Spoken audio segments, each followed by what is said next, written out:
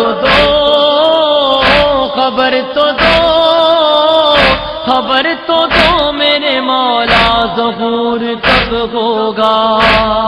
یہاں سے قطرے پڑے یا پانی رکا ہوا ہو وہ سب کام سمجھا جاتا ہے، نہ بدن نجس ہوتا ہے کہ نہ کپڑا نجس ہوتا ہے۔ چلو ہم 3 دن والی بات اگر نہ بھی مانے تو جب بارش برس رہی ہو تو جیسے بھی چھینٹے جہاں سے اڑے اور بدن پہ پڑے یا کپڑوں پہ، وہ نہ کپڑا نجس ہوتا ہے نہ بدن نجس۔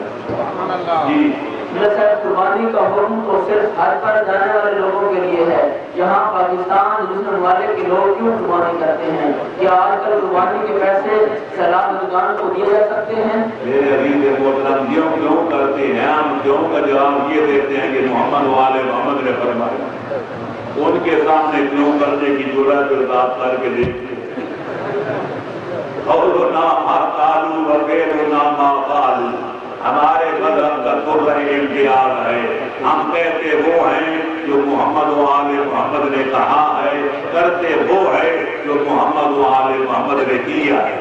فرق اتنا ہے کہ جب حاجی حج پر جاتے ہیں تو وہ ہوتے ہیں صاحب استطاعت، ان پر مینا میں قربانی کرنا واجب ہے، اور یہاں جو ہم لوگ کرتے ہیں ہمارے لیے سنت ہے، اگر کریں گے تو خدا ثواب عطا کرے گا، اگر نہیں کریں گے تو خدا ہمیں کوئی سزا نہیں دے گا۔ واجب جب نہیں ہے اور کرتے ہیں تو بھی اس کے 3 حصے، ایک حصہ اپنے اور اپنے بچوں کے لیے، ایک سوال کرنے والے غریبوں کے لیے، ایک اڑوسیوں پڑوسیوں کے لیے، تو زیادہ آپ ساروں کر بھیجنا چاہتے ہیں سلام والوں کے لیے، ان کی مدد بھی دل کھول کے کریں، لیکن صرف غریب وہاں تو نہیں ہے، ہمارے شہروں میں بھی غریب رہتے ہیں جو 400 روپے دے کر 1 کلو گوشت نہیں خرید سکتے۔ عید والے دن ہم قربانیاں کرتے ہیں، ان کے گھروں میں بھی گوشت پہنچ جاتا ہے تو وہ بھی اپنے بچوں کو گوشت کھلاتے ہیں، یہ خوشیاں مناتے ہیں، یہ بھی انسانی ہمدردی نہیں تو کیا ہے؟ جی قبلہ صاحب، ماتم زنجیر زنی کرنا، اپنے بدن سے خون نکالنا، یعنی خون کا پس دینا کیا جائز ہے؟ عزیز محترم، ہم اس عاشق کی منزل تک نہیں پہنچے کہ جس وزان نے جس نے انگلیاں کاٹی تھی کہ پتہ نہیں چلا کہ انگلیاں کاٹی ہے یا سیب کاٹے، لہذا ہم تو شریعت کی بات کریں گے۔ عشق کا مذہب ہر چیز سے جدا ہوتا ہے۔ عشق کے بارے میں مرزا غالب نے کہا تھا، کہتے ہیں جس کو عشق خلل ہے دماغ کا، بلبل کے کاروبار میں ہے بندہ آئے بول، کہتے ہیں جس کو عشق خلل ہے دماغ کا، تو جن کا دماغ صحیح ہوتا ہے وہ ماتم کرتے ہیں پر چھریاں مار کے اپنی زندگی کا خاتمہ نہیں کرتے۔ میں کہا کرتا ہوں ساری قوم چھریاں مار کے، چاقو مار کے اللہ کو پیاری ہو جائے، مجھے کوئی اتنا بتا دے ایمان کے مشن کو پیدا کیا ہو۔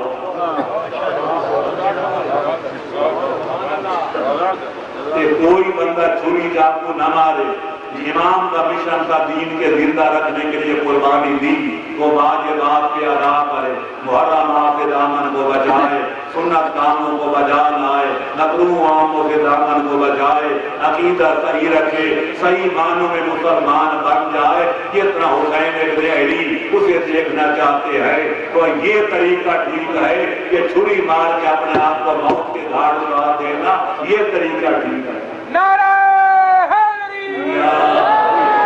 آپ یہ اپنی اداؤں کے ذرا غور کریں، ہم اگر عرض کریں گے تو شکایت ہوگی، لیکن کہ پورے بلد میں، پورے عالم میں ایک شیعہ حکومت ہے جس کا نام ہے حکومت ایران، کہ جس کا سربراہ ہے مجتہد، جس کو آقا خامنئی کہتے ہیں، جسے امریکہ والے بھی سب کھاتے ہیں۔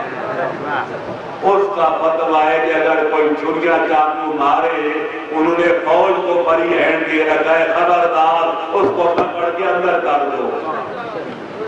وہ کہتے ہیں چھریاں مارنی ہیں تو آل محمد کے دشمنوں کے سینے میں بھونک، اپنے سینوں میں بھونک کے اپنی زندگیوں کا خاتمہ کر دو، فائدہ کس کا نقصان ہے؟ صلوات پڑھیں محمد وعلیہ۔ قبلہ صاحب، تفصیل کے ساتھ اپنی اصلاح و رسوم میں یہ مسئلے لکھ دیے ہیں کہ اگر دوسرے ماتم پر اکتفا کرنا چاہیے، یہ چھریوں والے اور چاقو والے ماتم جس میں جان کے تلف ہونے کا اندیشہ ہو، اس کی علماء مجتہدین اجازت نہیں دیتے۔ قبلہ صاحب، اگر کوئی آدمی منت مانتا ہے کہ میں زنجیر زنی یا توق بیڑیاں پہن کر 10 محرم کو امام بارگاہ میں جاؤں گا، کیا یہ منت صحیح ہے؟ میں جب محرم کی طرف آتا حاجی صاحب حاجی امجد علی خان مرحوم کے پاس اور پہاڑ میں مار سہمان کے پاس، تو وہاں سید صاحب آپ کی دل ہے، انہوں کو اللہ زندہ رکھے، وہ 10ویں والے دن بچوں کو قید کرتے تھے روضہ مبارک کے ساتھ، تعزیے کے ساتھ، پھر 15 یا 20 روپے دے کر ان کو آزاد کرتے۔ انہوں نے کوئی سے پوچھا، بچے بہت سارے بیٹھے تھے، جناب یہ بچوں کو جو قید کرتا ہوں یہ جائز ہے؟ میں نے کہا شمر کی سنت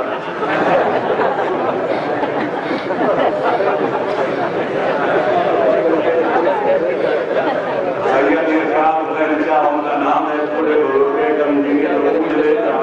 تو انہوں نے سید تھے شریف کے، انہوں نے وہ دن کو کاروبار نہیں کیا، کہنے لگے مجھے 500-600 روپے کا نقصان تو ہوا، پر مسئلہ معلوم ہو گیا کہ میں شیبر کی سنت ادا کروں۔ تو بات میرے کو تو یہ ہے، قید کیا تھا تو بھی شیبر نے، عمر ابن سعد نے، اگر یہ سارے کام کیے تھے ان ملعونوں نے ہمیں ان کی سنت سجا، ہمیں کھڑا پہنتے ہیں کیونکہ ہمیں اچھا لگتا ہے، یہ سنت سجا ہے۔ حالانکہ یہ کڑی ظالموں نے پہنائی تھی، یہ امام نے پہنی تھی، کہتے ہیں ظالموں نے پہنائی تھی۔ میں کہتا ہوں ظالموں کا اگر فعل امام برداشت کر لے وہ سنت بن جاتا ہے، تو ظالموں نے امام کو زہر کی پوڑی بھی کھلائی تھی، جیسے امام شہید ہو گئے تھے، پھر ایک پوڑی زہر کی بھی کھا لو، یہ بھی سنت ہے۔ ادھر تو روک نہیں کرتے، کہتے یہ ظالموں نے کھلائی تھی، میں کہتا ہوں کڑیاں بھی ظالموں نے پیدائی تھی۔ سنت سجا سلامتی علماء حق کا بلند تر سلام، سنت سجاد پہ عمل کرنا ہے تو سجدے کرو، خالق اکبر کی چوکھٹ پہ یقین نیاز جھکاؤ تاکہ سنت سجاد پہ عمل ہو جائے۔ اگر زین العابدین کی سنت پہ عمل کرنا ہے تو خالق اکبر کی معبود برحق کی عبادت بجا لاؤ تاکہ زین العابدین کے نوکر کہلاؤ۔ سنت نبی اور امام اس کام کو کہتے ہیں جو نبی اور امام اپنی مرضی اپنی منشا کے مطابق انجام دے۔ جو ظالم ان پر ظلم کر کے کام کرے وہ ظالموں کی سنت ہوتی ہے، سنت سجاد نہیں ہوتی ہے۔ جی اس باتوں پر ٹھنڈے دل سے غور کریں گے تو انشاءاللہ آپ میرے حق میں دعا کریں گے، ناراض نہیں ہوں گے کہ میں حق بات کھول کر کہہ دیتا ہوں۔ مجھے یوں یہاں کرنے کی اور اختیاروں میں لپیٹنے کی عادت نہیں ہے۔ بطور شاعر شریعت کیوں غریبا گیر ہو لوگ یہ تکلم کی چھپا جاتا ہوں اپنے دل کا مقصد اختیارے میں اختیارہ نہیں استعمال کرتا، میں مجاز استعمال نہیں کرتا، میں کھلا بکھلے لفظوں میں حقیقت کے اظہار کرتا ہوں۔ مانو نہ مانو یعنی جہاں اختیار ہے ہم نیک و بد حضور کو سمجھائے جائے۔ جی قبلہ صاحب، ولایت فقیہ سے کیا مراد ہے اور ولی فقیہ کون ہے؟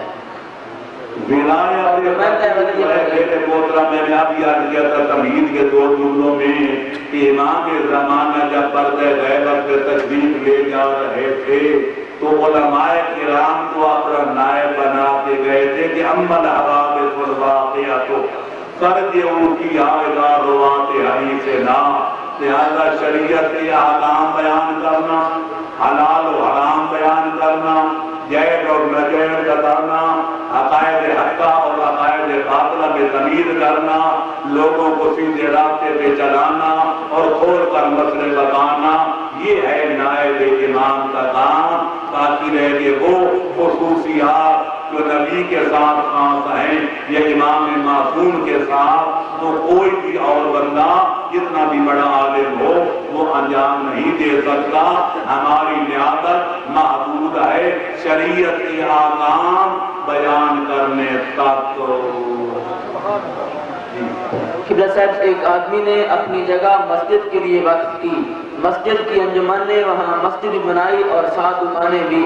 اگر ان دکانوں میں گانے بجائے جائیں، ویڈیو گیمز کھیلی جائیں تو کیا یہ جائز ہے؟ اگر گناہ ہے تو کس کو، جس نے وقف کی تھی یا انجمن کو؟ میرے عزیز یہ تو وہی بات ہے جس نے وقف کی تھی۔ کہتے ہیں کہ مرنے والے پر اگر رویا جائے تو میت کو خدا عذاب کرتا ہے۔ اللہ فرماتا ہے لا تزر وازرۃ وزر اخری، کہ کوئی برائی کرے تو سزا اسی کو دی جائے گی، کسی کا بوجھ کسی اور پہ نہیں ڈالا جائے گا۔ مرنے والا مر گیا، رونا نہیں چاہیے تھا زندوں کو، وہ دل کھول کے روئے۔ اب غلط کام بقول بھائیوں کے انہوں نے کیا یا مرنے والے نے کیا؟ انہوں نے کیا، تو سزا ان کو ملنی چاہیے۔ یہ سزا برا کام یہ کرے کہ سزا مرنے والے کو بھی جائے۔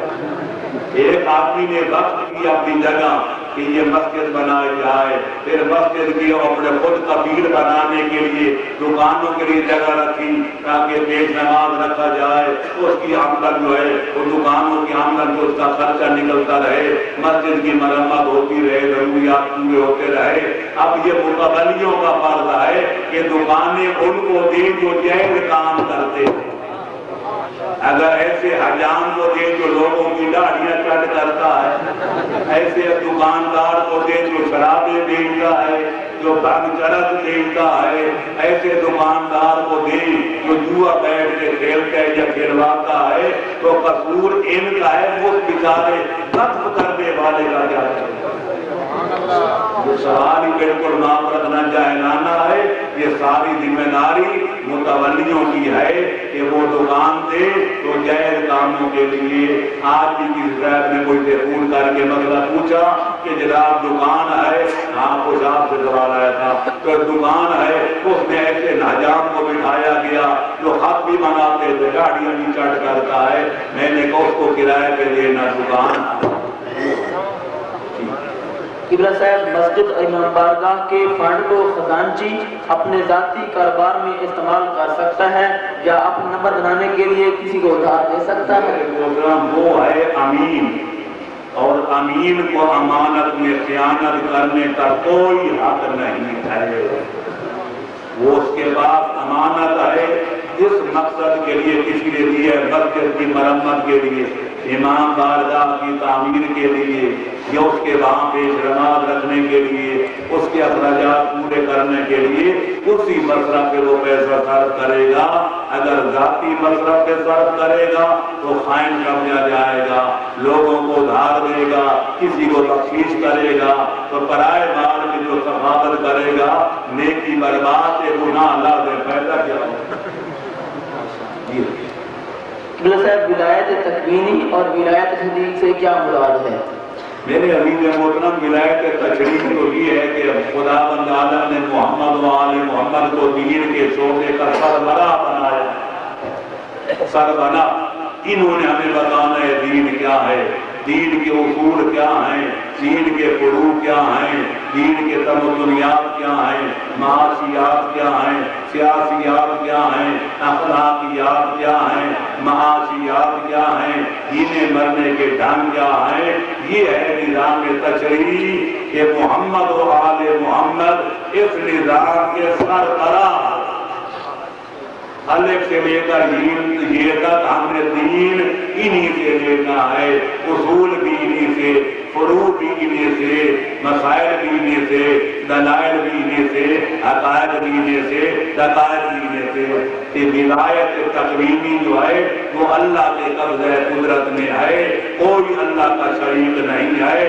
ولایت تکوینی وہ کام جو اللہ کے متعلق ہیں، اللہ الذی خلقکم ثم رزقکم ثم یمیتکم ثم یحییکم هل من شرکائکم من یفعل من ذلک من شیء سبحانہ وتعالی عما یشرکون۔ اللہ فرماتے پارہ نمبر 21 سورہ روم رکوع نمبر 7 فرماتے اللہ وہی تو ہے جو پہلے تمہیں پیدا کرتا ہے۔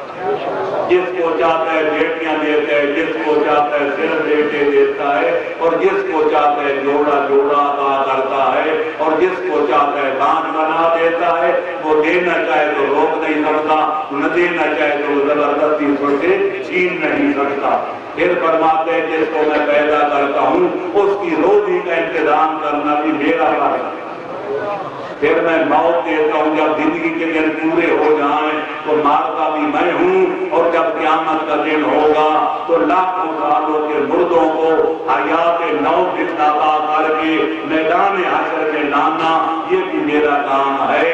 یہ اپنے کام امور تقریریہ بیان کرنے کے بعد خدا للکار کے فرماتا ہے، او میرے شریک بنانے والوں، حل من شرکائکم، تمہارے ان شریکوں میں سے کوئی ہے جو میرے والے یہ کام انجام دے سکے؟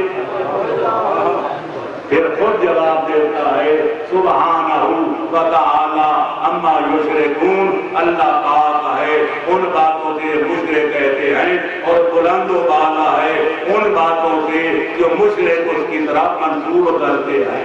لہذا تفویض کا عقیدہ ائمہ کے دور میں بھی ایسے لعنتی لوگ تھے، وہ کہتے کہ اللہ نے پیغمبر پاک کو پیدا کیا کہ پھر ساری خدائی ان کے حوالے کر دی، اللہ ریٹائر ہو گیا، ریٹائرمنٹ لے لی، اب پیدا کرنا، رزق دینا، موت دینا، حیات دینا مولا علی کا کام ہے۔ اور آج بھی ایسے لوگ پائے جاتے ہیں، شیخیوں کا بھی یہی عقیدہ ہے کہ یہ سب معاملات آل محمد کے حوالے اللہ نے کر دیے کہ اللہ فارغ ہو چکا۔ جو یہ کہتا ہے کہ اللہ فارغ ہو گیا، معاف رکھنا وہ یہودی ہے، وہ مسلمان کہلانے کا حقدار نہیں۔ جو کہتے کوئی وسیلہ نہیں وہ وہابی ہے، وہ مومن کہلانے کا حقدار نہیں۔ مومن اس کو کہتے ہیں، مسلمان سچا سچا اس کو کہتے ہیں جو اللہ کو مرکز کائنات سمجھے اور محمد و آل محمد کو مرکز تک پہنچنے کا وسیلہ سمجھے۔ نعرہ تکبیر، نعرہ رسالت، نعرہ حیدری، نعرہ صلوات۔ اللہم صلی علی محمد و آل محمد۔ جی صاحب مینڈک اکثر گندی نالی میں رہتا ہے اور وہاں سے نکل کر مسجد کی صفوں پر چڑھتا ہے اور اپنی گندگی بھی وہاں پھینکتا ہے، ان کا کیا ہوگا؟ اگر آپ کو دیکھے آپ بولے گندگی سے نکلا کہ بہتر میں چڑھ گیا کہ گندگی پھیلائی، اس مسجد کو پار کرنا پڑے گا، اللہ اللہ سے کرے۔ لیکن اگر گندگی ساتھ نہ لگی ہوئی ہو تو مینڈک کا جسم نجس نہیں ہوتا، اس کا کھانا حرام ہے۔ جس طرح چوہے بلی کا جسم نجس نہیں ہوتا، ان کا کھانا حرام ہے۔ جس طرح مٹی نجس نہیں ہوتی، اس کا کھانا حرام ہے۔ لیکن آپ خود کہتے ہیں گندگی سے نکلا، کہ گندگی میں نچڑا ہوا تھا، اسی حال میں بدبتا ہوا، وہ جا کر مسجد میں پہنچ گیا کہ سبوں کو خراب کر دیا۔ جب آپ دیکھ رہے ہیں تو پھر نیتی جاتی باقی کیسے نکلیں گے؟ آپ ان کو پہلے پاک کریں پھر نماز کریں۔ صاحب آپ کے رسالہ دقائق الاسلام میں ایک سوال آیا تھا جس میں آپ نے فرمایا تھا کہ غیر معصوم کی تقلید نہیں ہوتی، اس کی وضاحت فرمائیں۔ تقلید نہیں ہوتی، تقلید ہوتی غیر معصوم۔ آپ نے سمجھا کوئی اور ہے، یہ تو یہ خصوص ہے کہ افسوس کے شمار تو بن بیت کی ہوگی، میں نے تقلید ہوتی غیر معصوم کے امام کی تو تقلید ہی نہیں ہوتی، ان کی اطاعت ہوتی۔ سبحان اللہ۔ میں نے کہا ہے وہ کسی اور کا سوال ہوگا، یہ تو نہیں سمجھا نہیں ہوگا، ان کو چاہیے میرے سامنے سوال اللہ ہے، میرے طرف یہ نکل پڑے۔ تقلید ہوتی غیر معصوم کی ہے، جیسے میں نے کہا تھا کرنا اپنا میرے تو بھوسے پہ گزارا کرنا پڑتا ہے۔ آج علماء کی تقلید نہیں کریں گے، ہر بندہ خود مجتہد ہے نہیں، تو علماء کی تقلید نہ کرے پھر جہنم میں جائے گا، کرے گا کیا؟ کام کیسے بات؟ بیعت جو ہے وہ غیر معصوم کی نہیں ہو سکتی، بیعت صرف نبی کی ہوتی ہے یا نبی کے قائم مقام یعنی معصوم امام کی ہوتی ہے۔ تقلید تو ہوتی غیر معصوم۔ سوال غلط ہے، سمجھنے والے نے سمجھا نہیں، ان کو کہیں کہ پہلے آنکھیں کھول کے عبارت صحیح سمجھے، اس میں لکھا گیا پھر ہمیں بتایا کہ سوال یہ سر میرا زرعی ادویات کا کاروبار ہے، جبکہ دوائیاں ادھار پر سیل ہوتی ہیں، شرعی طور پر منافع کی شرح کتنی ہونی چاہیے؟ میرے عزیز محترم، شریعت نے کوئی نفع کی حد مقرر نہیں کی. شریعت اتنی کہتی ہے کہ جو رعایت الوقت نرخ ہے بازار میں آپ اس سے بھی کم لیں تاکہ لوگوں کو فائدہ پہنچائیں، تو یہ بہتر ہے. نہ یہ کہ لوگوں کا خون جو ہے وہ نچوڑ. جو گندم ہے، جو ہے، کھجور ہے، انگور ہے، کھانڈ ہے، گڑ ہے، جو نرخ بازار میں چل رہا ہے حکومت نے بھی اس کی منظوری دی ہے. اگر آپ مومنوں کو مال بیچتے ہیں تو اس میں سے چند آنے اگر کم کر دیں تو بہت بڑی نیکی ہے. نہ یہ کہ کوئی جانے پہچانے والا آئے تو میرے سخاوت کے دریا بہائیں، کہ کوئی انجان آ جائے تو ساری قدر ادھر سے نکال لیں. کوئی بچہ آئے تو نرخ آؤ، کہ بڑا آئے تو کوئی آؤ. اس لیے نرخ ایک ہونا چاہیے. بچی آئے، بچہ آئے، بوڑھا آئے، جوان آئے، دوست آئے یا دشمن آئے، نرخ دیانت کا تقاضا یہ ہے کہ سوچ کے مقرر کیا جائے اور سب کو اس کے مطابق سودا دیا جائے. نقد ادھار تو نے پوچھے قبلہ صاحب ایک لڑکی ہے جس ہاں نہیں، نقد ادھار کا فرض جائز ہے. نقد ہے مثلاً 10 روپے آپ 11 روپے 6 مہینے ادھار پر لے سکتے ہیں. تھوڑا فرق ہوتا کہ اس کی کھاد نہ اتاری جائے. نقد ادھار کے دو نرخ، وہ کھاد ہو یا کھانڈ ہو یا کوئی سودا ہو، نقد ذرا سستا پھر ادھار پہ ذرا مہنگا. یہ فرق شریعت میں جائز ہے، لیکن حد کوئی نہیں، کم سے کم رکھا جائے تو یہ زیادہ نہیں.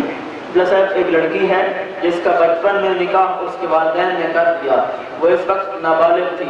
اب وہ شادی اس لڑکے سے نہیں کرنا چاہتی اور لڑکا اسے طلاق نہیں دیتا، اس کا شرعاً کیا حل ہوگا؟ بات صرف یہ ہے، پہلی بات تو یہ ہے کہ نابالغی میں اگر کوئی میری ماں نے جتنا اس کی مذمت میں نے لکھا ہے، میں حرام نہیں کر سکتا کیونکہ میں شریعت میں تبدیلی کرنے کا طرفدار نہیں. لیکن میں کہتا ہوں حرام کی حد تک سمجھو، جب تک لڑکی لڑکا بالغ نہ ہو جائیں اس وقت تک ماں باپ کو قطعاً بچپن میں ان کا نکاح نہیں کرنا چاہیے.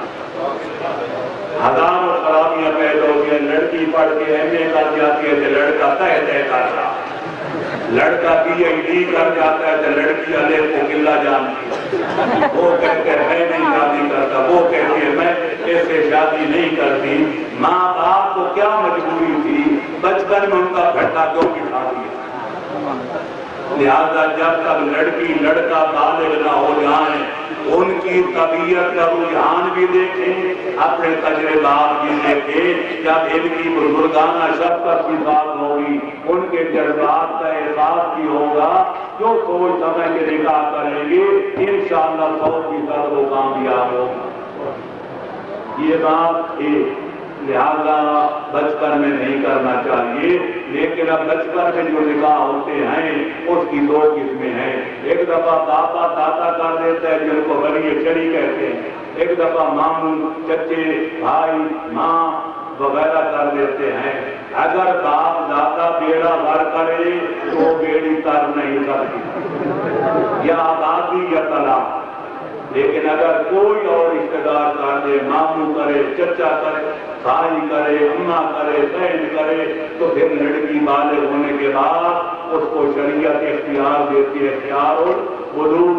اگر اس نکاح پہ راضی ہو جائے تو وہی پختہ نکاح ہو جائے گا، پکا ہو جائے گا. اور لڑکی کر دے انکار بغیر طلاق کے وہ نکاح ختم ہو جائے گا. اس کو عقد فضولی کہتے ہیں. اور اگر ہاں اور کیا مسئلہ تھا بچپن کو ہو گیا.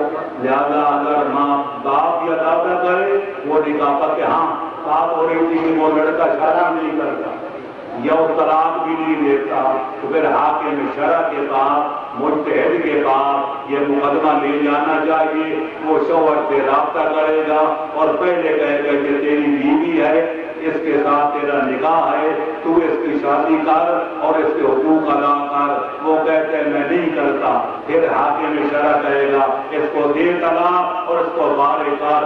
وہ کہتے ہیں میں طلاق بھی نہیں دیتا، حاکم شرع 1 منٹ میں سیدھا طلاق جاری کر کے لڑکی کو بارے کر دے گا، شوہر جائے جہنم کے نچلے کر دے گا۔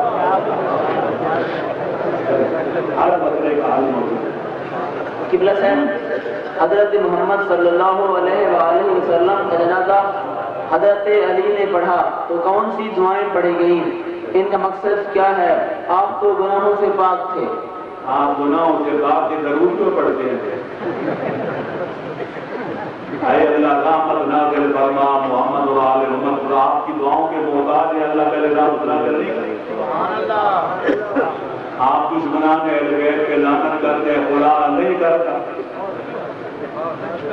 نہ رحمت کی حق ہے نہ لعنت کی ہے۔ رحمت کے کل کلام پھر آپ یہ نہیں کہیں گے پیغمبر نماز کس طرح پڑھتے تھے، وہ تو گناہوں کے پاک تھے۔ میں کہتا ہوں پیغمبر بھی یوں ہی پڑھتے تھے، اشہد ان محمدًا عبدہ و رسولہ۔ السلام علیکہ یوں ہی کہتے تھے، السلام علیکہ ایھا النبی و رحمۃ اللہ وبرکاتہ، السلام علینا وعلی عباد اللہ الصالحین۔ پیغمبر خود فرماتے ہیں، اللہ نے تو کہا قرآن میں پڑھو نماز، پڑھو نماز، پڑھو نماز۔ پیغمبر نے فرمایا اور پڑھ کے دکھائی، صلو کما رأیتمونی اصلی، نماز اس طرح پڑھو جس طرح مجھے پڑھتے ہوئے دیکھ رہے ہو۔ تو یہ آمدانہ سوال ہے۔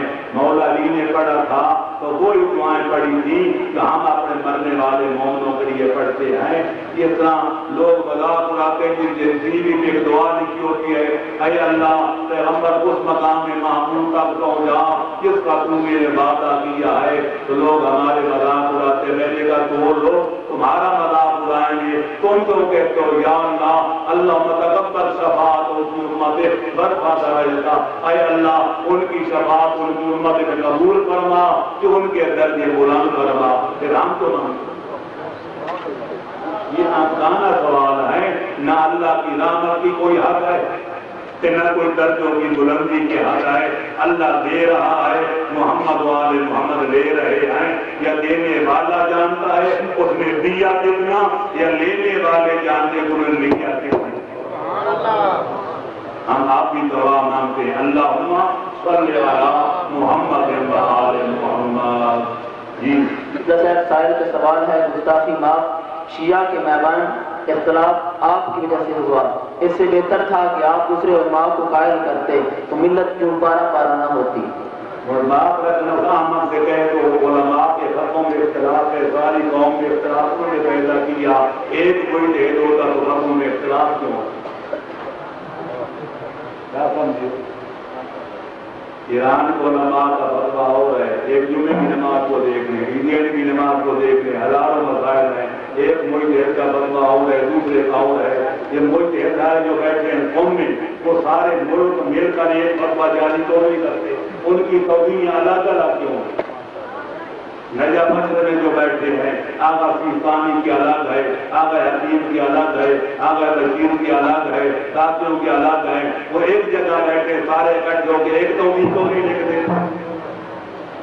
یہ عقل کے دشمن جو میرے بارے میں کہتے ہیں کہ پوری کائنات کے علماء کو جا کر پہلے مدعا بہتر تھا، وہ میری تقلید کرتے پھر میں فتویٰ جاری کرتا۔ میں نے حقائق لکھ دیے ہیں، جس کو شک ہے وہ لے جاتے ہیں۔ میری کتابیں موجود ہیں، ہر فن میں موجود ہیں۔ اسلامیات کا کون سا شعبہ ہے جس پر میری دو چار کتابیں نہیں ہیں؟ ان کو شک ہے کہ میری کتابیں غلط ہیں، میری تحریر غلط ہے، میری تحریر غلط ہے، ان کو میں چھٹی دیتا ہوں، مشرق سے شروع کریں پھر قوم چلے جائیں، پھر تسلی نہ ہو پھر آگے چلے جائیں، سامرہ جائیں، قاضمین جائیں، کربلا محلہ جائیں، آخری مرکز ہے نجف، وہاں جائیں، وہاں سے لکھوا کر لائیں کہ میری کون سی کتاب غلط ہے۔ عجیب بات ہے کہ میں تیرے علماء کو غیر کرتا، ایک ڈاکٹر ہے وہ دوسرے ڈاکٹروں کو غیر کر سکتا، کہتے ہیں میرے نزدیک اس کو ملیریا ہے، دوسرا کہتا ہے میں ثابت کروں گا اس کو ڈائی ہے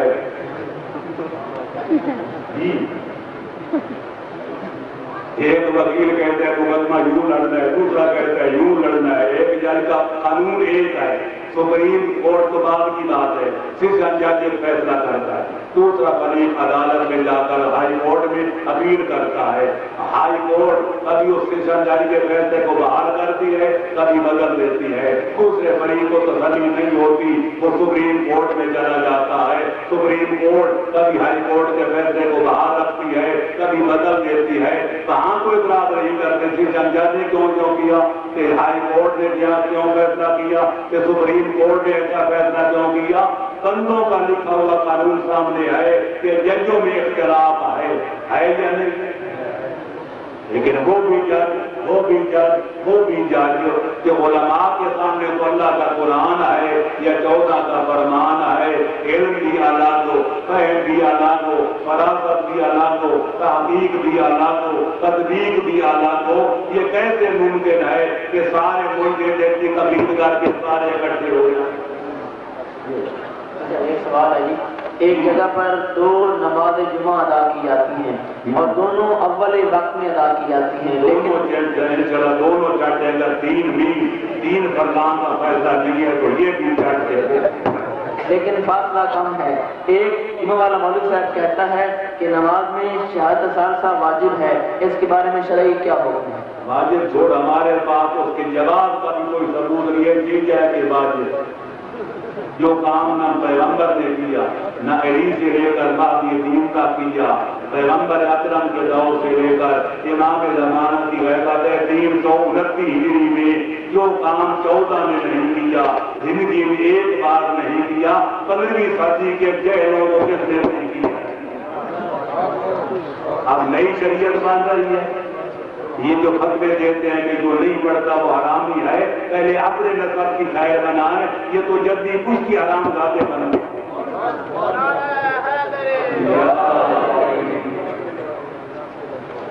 بستی شاہ وہاں بیٹھے ہیں یہاں بکر والے، پھر ایک بہت بڑے بکر کے دین فیروز کو خون حسین کے تاجر کو پکڑا کہ تو جو ہر جگہ ڈھڈورا پیٹتا ہے، جو تشہد شہادت ثالثہ نہیں پڑھتے، وہ ایسے ہیں وہ ویسے ہیں، انہیں اس کے مشہور دادے کا نام لیا، تیرا دادا جس نے یہاں مذہب شیعہ پھیلایا بکر میں وہ پڑھتا تھا، تو وہ بول کرتا ہے، انہیں کہا میں نہیں چھوڑوں گا جب تک ہاں یا نہ میں جواب نہیں دوں گا، اس نے کہا دادا جی تو نہیں پڑھتے تھے، کہنے لگے پھر بھی فتویٰ پہلے اپنے دادے پہ لگاؤ، پھر اپنے دادے پہ لگاؤ تو پھر قبلے پہ لگاؤ، ابو الذی کفر، اور خود اس کے مدرسے میں نہیں پڑھا جاتا، اس کی مسجد میں نہیں پڑھا جاتا، وہ حقائق پہ فتوے دیتا ہے کہ جو نہیں پڑھتے حرام زادے ہیں، کہ حرام زادوں کو پھر گھر میں رکھا ہوا ہے کہ کوئی نماز پڑھا رہا ہے، ہاتھی کے دام کھانے کے اور دکھانے کے اور پھر نئی نمازیں گھڑتے ہیں، نئے تشہد گھڑتے ہیں، پھر علماء حق پر اور مومنین کرام پر فتوے بھی لگاتے ہیں، یعنی چور اور پھر سینہ زور نے پڑھا، سارا اماموں میں سے کسی ایک نے پڑھا، میں پوری ملت جعفریہ کہ نہ پڑھاؤں تو میرا نام بدل دینا۔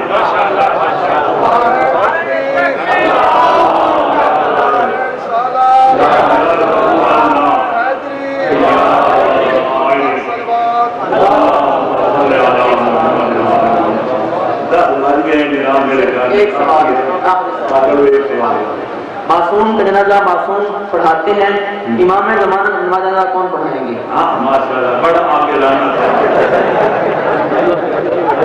آئے نہیں سے پہلے آپ ان کے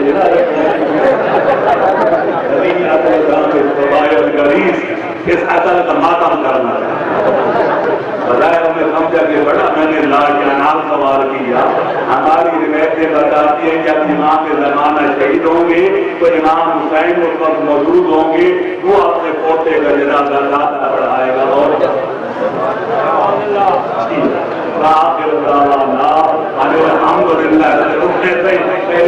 مانگ کے جائیں، مومنین تشریف رکھیں، دعا مانگ کے جائیں، تمام مومنین کی خدمت میں التماس کی جاتی ہے کہ کچھ دیر رکیں، دعا مانگ کے جائیں۔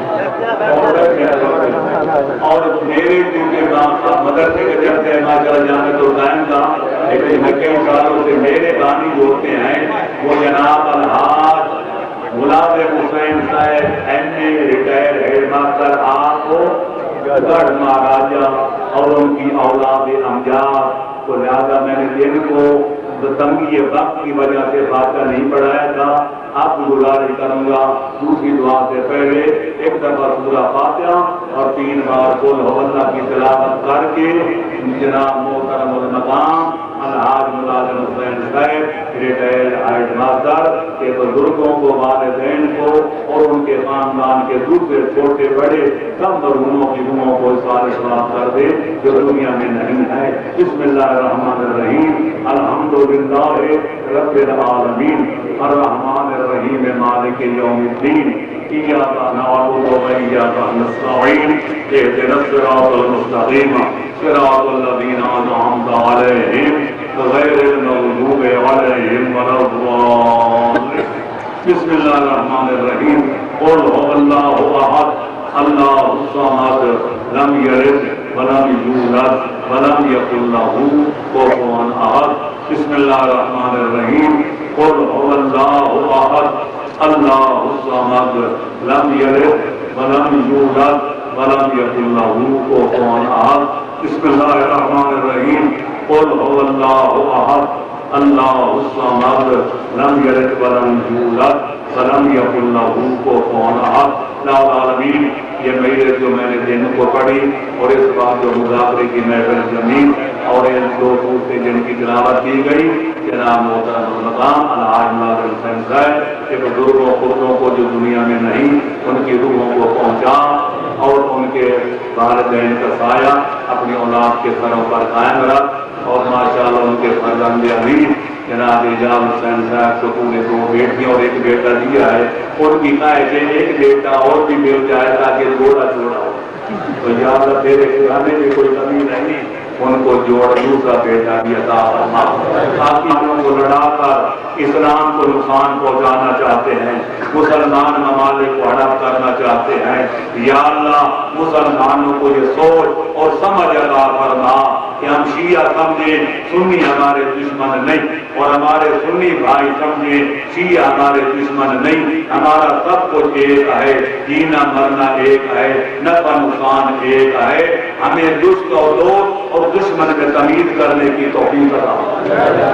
ہمارا دشمن وہ ہے جو ہمارے اسلام کا دشمن، جو خالق ذوالجلال کا دشمن، جو پیغمبر اور ان کی پاک آل کا دشمن، جو قرآن کا دشمن، جو اسلام کا دشمن. ہمیں دوست اور دشمن میں تمیز کرنے کی توفیق عطا فرما. یا اللہ یہ سیلاب کی جھگڑ میں جو ہمارے ملک میں عذاب آیا ہوا ہے میں اس کو عذاب سمجھتا ہوں. سراب طوفان نور اس کو منظر سمجھتا ہوں. یا اللہ ہمارے گناہوں پر نظر نہ کر، اپنے فضل و کرم پر نظر فرما اور جو متاثرین سیلاب ہیں ان کو بے دوبارہ بحال فرما، ان کی طرف شدہ مالوں کی تلافی فرما اور ان کی مصیبتوں کا مداوع فرما.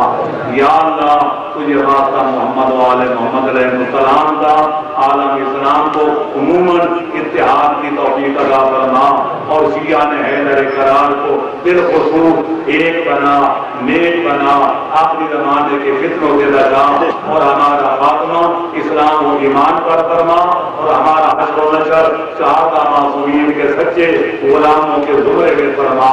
یا اللہ یہ جامع سلطان کی ہاتھی ڈال میں بیٹھے ہیں، اس جامع کو مخالف کہتے ہیں کہ ترقی نہیں کر رہا. یا اللہ ترقی بھی تیرے قبضہ قدرت میں ہے، تنزل بھی تیرے قبضہ قدرت میں ہے. اس کو دن دونی رات چوگنی ترقی عطا فرما. یا اللہ جتنے مدارس دینیاں ہیں ان کو استحکام و ترقی عطا فرما. امام زمانے ان کے سرپرست ہیں، ان کی سرپرستی میں ان مدارس دینیاں کو پھلنے پھولنے اور پروان چڑھنے کا موقع فراہم فرما. یا اللہ ہمارے دلوں میں صفائی پیدا کر. اس دور میں یہ لڑائی کا دور نہیں، یہ لڑنے جھگڑنے کا دور نہیں، یہ عداوت اور قدورت رکھنے کا دور نہیں. دلوں کو صاف رکھنے اور میل کو چہر سے پاک رکھنے اور دلوں میں محبت اور محبت مودت پیدا کرنے کا دور ہے. یا اللہ نے سبھی بھائیوں سے بڑھ کر دیر و محبت کے ساتھ اکٹھا جینے مرنے کی توفیق عطا فرما. ثانیان مجال مدرسہ सादात किराम या बाकी मोमिनीन इज़ाम दुनिया में हैं उनके तौफीकात में इजाफा फरमा, जो मरहूम हो चुके हैं उनकी मग़फ़िरत फरमा। अच्छा माशाअल्लाह, इनके वालिद माजिद हमारे पीर सैयद मासूम अली शाह आलल्लाहु मकामहू और बाकी मरहूम सादात किराम यहाँ के बुजुर्गान इज़ाम उन सबको अशर नशर अइम्मा तारीन के जवाब कुरान के साथ फरमा। या अल्लाह हमें आखिरी ज़माने के फितरों से बचा और हमें भाइयों की तरह इकट्ठा जीने मरने की सआदत अता फरमा। रब्बना तक़ब्बल मिन्ना। या अल्लाह एक मोमिन आपसे तो कहते हैं, एक मोमिन मैं कहता हूँ, सैकड़ों मोमिन परेशान हैं, आले मोहम्मद का सदका मोमिनीन की परेशानियां दूर फरमा, उनको खुशियां नसीब फरमा, बीमारों को लिबास सेहत अता फरमा। हमारे मौलाना सैयद अब्दुल जलील शाह